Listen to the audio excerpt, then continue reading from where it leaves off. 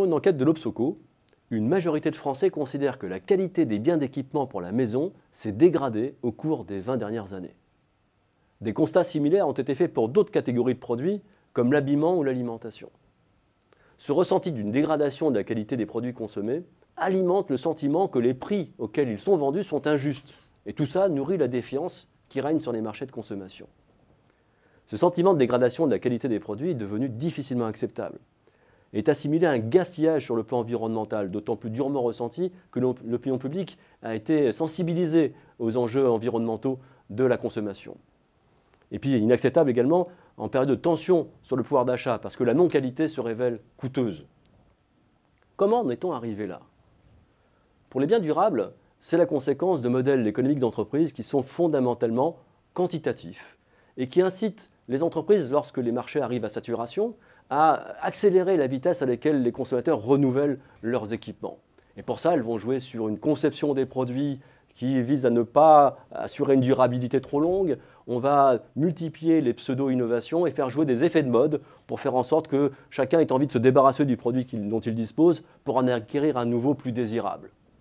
À l'échelle de l'ensemble des biens et des services, c'est la conséquence de l'attrait exercé par les prix bas sur les consommateurs et qui a incité les acteurs de l'offre à mettre en avant des produits de bas de gamme, souvent provenant de productions délocalisées. Pourtant, quand la qualité n'est pas au rendez-vous, le moins cher n'est pas nécessairement le moins coûteux.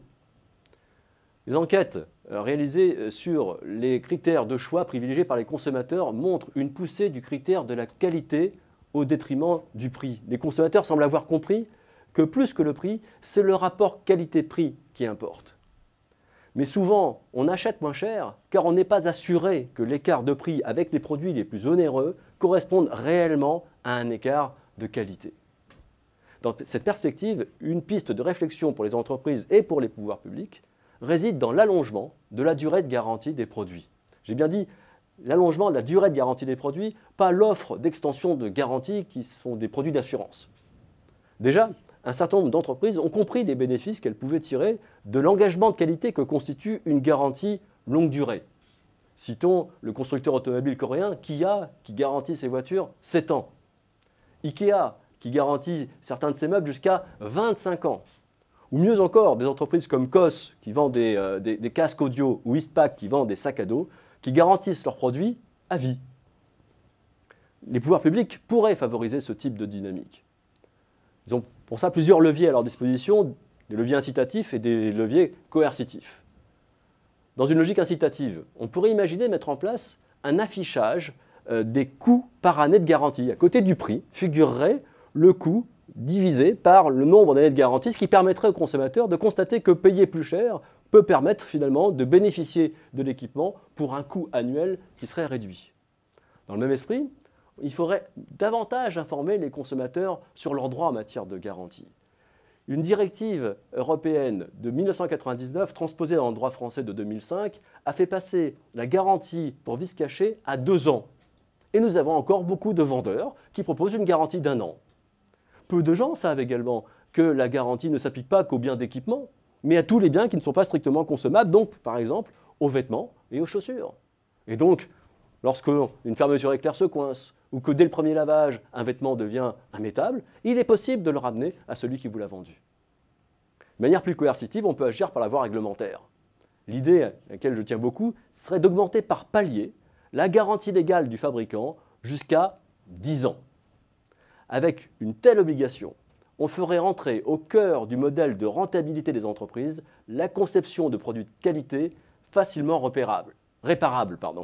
Car on imagine bien les conséquences désastreuses qu'aurait pour une entreprise de devoir assurer 10 ans un produit de mauvaise qualité.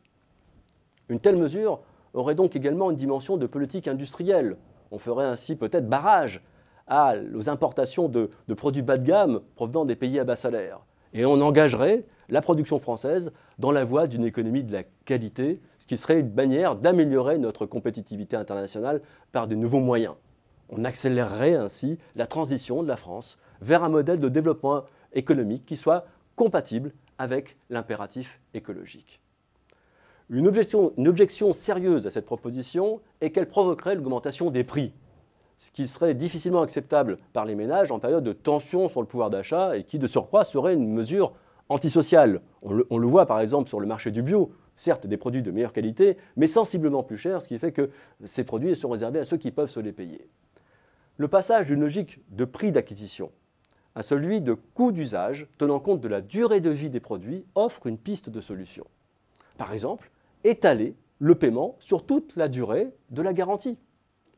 On franchirait comme ça une étape vers des formules de location où l'incitation à fabriquer des produits durables et faciles à entretenir et à réparer sera d'autant plus forte que ces produits resteront la propriété du fabricant. On aura reconnu ici le modèle de l'économie de la fonctionnalité. C'est certainement le point de mire à adopter, l'horizon à se donner. Mais ce modèle est tellement éloigné de la pratique des entreprises d'aujourd'hui qu'on a besoin d'imaginer des étapes. L'allongement de la durée de la garantie est certainement une étape vers ce cheminement, mais une étape à forte portée symbolique qui répondra aux préoccupations des consommateurs.